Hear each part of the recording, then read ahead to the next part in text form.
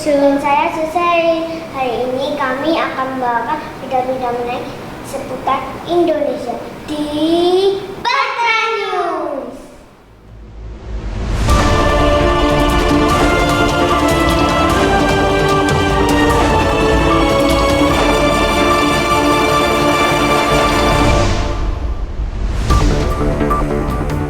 Selin, hari ini kamu cantik sekali. Terima kasih Cucu. Hari ini kamu juga keren sekali. Teman-teman seluruh Indonesia, tahu tidak, di Indonesia banyak sekali suku-suku dan budaya. Walaupun berbeda, kita harus satu dalam kesatuan negara Indonesia. Selin, ayo kita ajak teman-teman mengenal suku-suku yang ada di Indonesia. Ayo Cucu, budaya-budaya yang disampaikan oleh Mami Cinta. Halo anak-anak, hari ini kita akan menyaksikan berbagai liputan tentang keberagaman suku dan budaya yang ada di Indonesia. Selamat menyaksikan. Negara kita Indonesia adalah negara yang sangat kaya, bukan hanya sumber alamnya saja, tapi juga kaya dengan ragam budaya. Wilayah Indonesia yang sangat luas dari Sabang sampai Merauke menjadikan negara kita memiliki keberagaman budaya yang beraneka macam. Bayangkan saja anak-anak, Indonesia memiliki lebih dari 1000 kelompok suku bangsa. Masing-masing kelompok itu memiliki ciri yang berbeda, seperti bahasa daerah, rumah adat, tarian daerah, pakaian, dan masih banyak lagi. Tapi walaupun berbeda, kita tetap satu kesatuan dalam negara Republik Indonesia yang berdasarkan Pancasila. Kita tetap bersatu walaupun dalam perbedaan, seperti semboyan Bhinneka Tunggal Ika, yang artinya berbeda-beda tetapi tetap satu jua. Hari ini kita akan melihat beberapa suku bangsa yang ada di Indonesia. Suku Minangkabau. Suku Minangkabau atau yang disebut suku Minang adalah suku bangsa yang mendiami wilayah Sumatera Barat, salah satu provinsi yang terletak di sepanjang pesisir Pulau Sumatera. Bagi masyarakat Indonesia, suku Minang identik dengan jam gadang yang menjadi ikon atau ciri khas masyarakat Minang. Selain itu, ada juga rumah adat yang dinamakan rumah gadang. Bentuknya unik ya anak-anak, karena atapnya seperti tanduk kerbau yang runcing. Suku Tengger. Suku Tengger adalah suku asli yang mendiami wilayah Gunung Bromo yang ada di Kabupaten Lumajang, Probolinggo, Malang, dan Pasuruan, Provinsi Jawa Timur. Upacara adat yang terkenal dari suku Tengger adalah upacara Yatnya Kasada, di mana mereka memberikan persembahan sebagai wujud syukur. Kalau anak-anak perhatikan, suku Tengger semua memakai sarung. Itu ada tujuannya. Selain untuk melindungi dari hawa dingin Gunung Bromo, juga dimaksudkan untuk menjaga sikap dan ucapan masyarakat di sana. Wah, unik sekali ya. Suku Dayak. Suku Dayak ada di Kalimantan. Suku Dayak punya rumah adat, namanya adalah Rumah Panjang. Kenapa disebut Rumah Panjang? Ya benar, karena rumahnya panjang. Selain panjang, rumahnya juga tinggi, mencapai 3-7 meter. Wah, pasti untuk menghindari banjir dan dari serangan binatang buas ya. Suku Dayak juga punya upacara adat, namanya Gawai Dayak. Tujuan upacara adat ini untuk mengungkapkan rasa syukur atas melimpahnya hasil panen. Suku Dayak punya senjata tradisional yang terkenal, bahkan di seluruh dunia loh. Namanya adalah mandau. Mandau terbuat dari batu yang dibuat tajam, jadi tidak boleh dipakai sembarangan. Sekarang kita menuju ke Pulau Sulawesi. Tepatnya di pegunungan bagian utara dari Sulawesi Selatan, ada suku yang menetap di sana, yaitu suku Toraja. Suku Toraja tinggal di rumah tradisional yang terbuat dari tumpukan kayu yang dihiasi dengan ukiran berwarna merah, hitam, putih, dan kuning. Namanya adalah tongkonan, yang artinya duduk. Karena rumahnya besar dan megah, biasanya dibangun bersama-sama seluruh keluarga besar.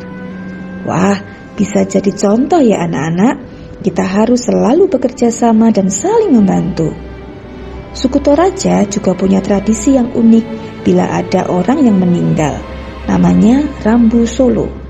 Yang membuat unik adalah mahalnya biaya karena upacara dan persiapannya bisa dilangsungkan beberapa tahun loh.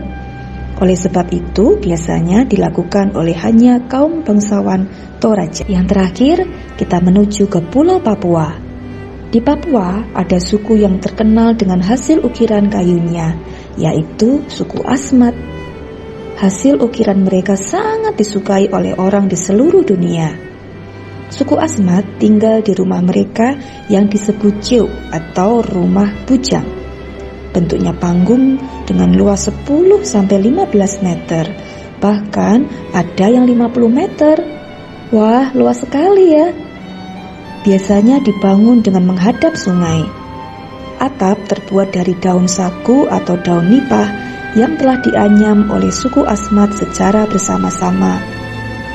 Wah, ternyata ketika kita bekerja sama dan saling membantu, akan bisa membuat karya yang luar biasa ya. Anak-anak, luar biasa sekali ya. Sebagai anak Indonesia, kita harus bangga dengan keberagaman budaya yang ada di negara kita, membuat kita semakin cinta dengan negara kita, Indonesia. Anak-anak, bangsa kita juga punya kekayaan budaya yang dikenal di seluruh dunia, yaitu batik. Ya, kita sering memakai batik. Batik itu adalah gambar di atas kain, telah dikenal sejak zaman Kerajaan Majapahit. Awalnya kegiatan membatik terbatas pada keluarga kerajaan saja, tapi kemudian dapat dikerjakan oleh semua orang. Alat yang digunakan adalah canting untuk membentuk motif. Ada kain mori dan gawangan untuk menyampirkan kain. Bahan pewarna yang dipakai awalnya terdiri dari tumbuhan asli Indonesia seperti pohon mengkudu, soga, dan nila. Memakai juga soda abu dan lain-lain secara alami. Tapi lambat laun diproses dengan cara yang lebih modern, dengan berbagai motif yang lebih bervariasi. Bangga ya anak-anak, kita harus terus melestarikan batik sebagai warisan budaya Indonesia. Anak-anak, itu tadi liputan tentang keberagaman suku dan budaya yang ada di Indonesia. Sekarang kita akan kembali ke studio bersama dengan Jocelyn dan Jojo. Terima kasih dan cinta Indonesia luar biasa ya Jo. Benar Jocelyn, dan di Indonesia banyak sekali agama. Ayo Jo, kita lihat di wilayah yang disampaikan oleh Miss Yemima. Hai anak-anak semua, hari ini Miss Yemima akan mengajak kalian untuk mengenal 6 agama yang ada di Indonesia. Ini dia liputannya. Berikut ini Miss Yemima akan menjelaskan tentang 6 agama yang ada di Indonesia. Yang pertama, agama Islam. Nama kitab sucinya Al-Quran. Nama tempat ibadahnya masjid. Dan salah satu hari raya keagamaan agama Islam adalah Idul Fitri. Yang kedua, agama Kristen. Nama kitab sucinya adalah Alkitab. Nama tempat ibadahnya gereja. Salah satu hari raya keagamaan dari agama Kristen adalah Natal. Yang ketiga, agama Katolik. Nama kitab sucinya adalah Alkitab. Nama tempat ibadahnya gereja. Dan salah satu hari raya keagamaan dari agama Katolik adalah Natal. Yang keempat, agama Hindu. Nama kitab sucinya Weda. Nama tempat ibadahnya Pura. Dan salah satu hari raya keagamaan agama Hindu adalah Hari Raya Nyepi. Yang kelima, agama Buddha.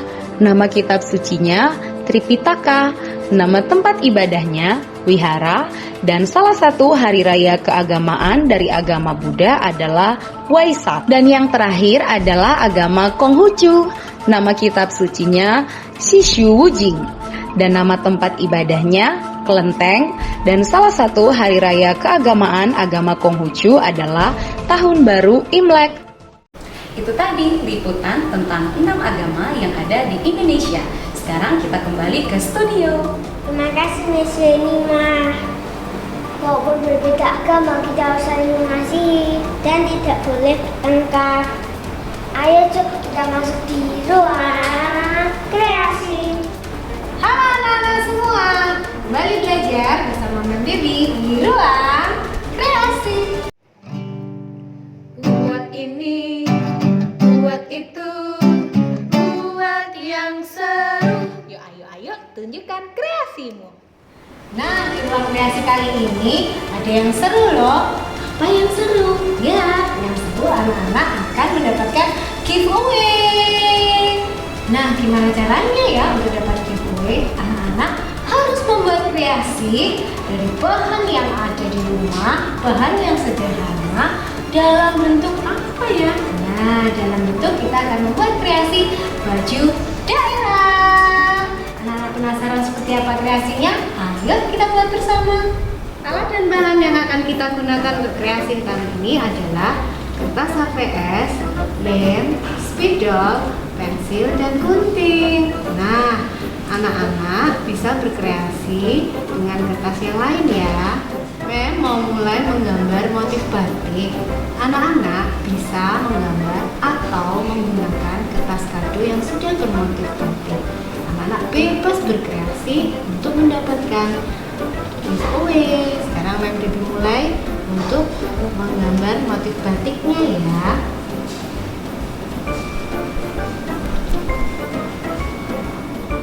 Sekarang Mem akan lanjutkan menggambar bajunya. Mem akan gambar baju kebaya untuk laki-laki dan perempuan. Anak-anak bisa minta bantuan mama, papa, atau ibu yang ada di rumah ya. Nah, pokoknya berkreasi sebagus mungkin.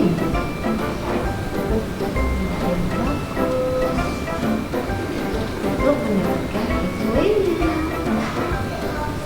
Nah, seperti ini ya. Dan sekarang siap untuk digunting. Sekarang Mem mulai mengguntingnya ya. Kita gunting bajunya. Ini tadi hasil baju dan pola batik yang sudah Mem gambar. Sekarang Mem siap untuk mewarnainya. Nah, warna dulu untuk roknya, bawahannya.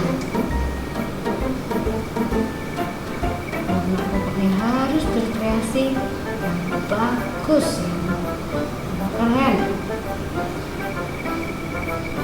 Kita melanjutkan untuk mewarna bajunya ya. Nanti warna merah. Nanti kebayanya warna merah.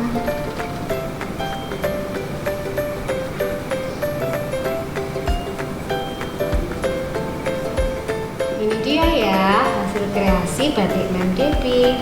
Mem buat menjadi bawahannya, atasannya Mem buat baju kebaya, dan Mem Devi tambahkan gambar orang. Anak-anak bisa berkreasi menambahkan hiasan-hiasan yang lain. Mem Devi akan buat pola batik di tepi-tepinya.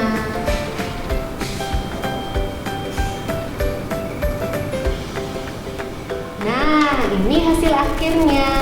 Mem beri hiasan di samping kanan kiri seperti frame. Oke anak-anak di rumah, anak-anak selamat mencoba. Nah, ini dia hasil kreasi kita hari ini. Baju daerah bernuansa batik. Anak-anak harus coba di rumah ya. Buat yang bagus, buat yang keren. Dan Mem tunggu. Terakhir anak-anak tanggal 3 Mei 2021. Ayo anak-anak buat untuk mendapatkan giveaway. Oke, anak-anak bisa kembali belajar di ruang kreasi. Buat ini, buat itu, buat yang seru. Yuk ayo tunjukkan kreasimu. Terima kasih Mem Devi kreasinya. Dan terima kasih juga teman-teman yang sudah menonton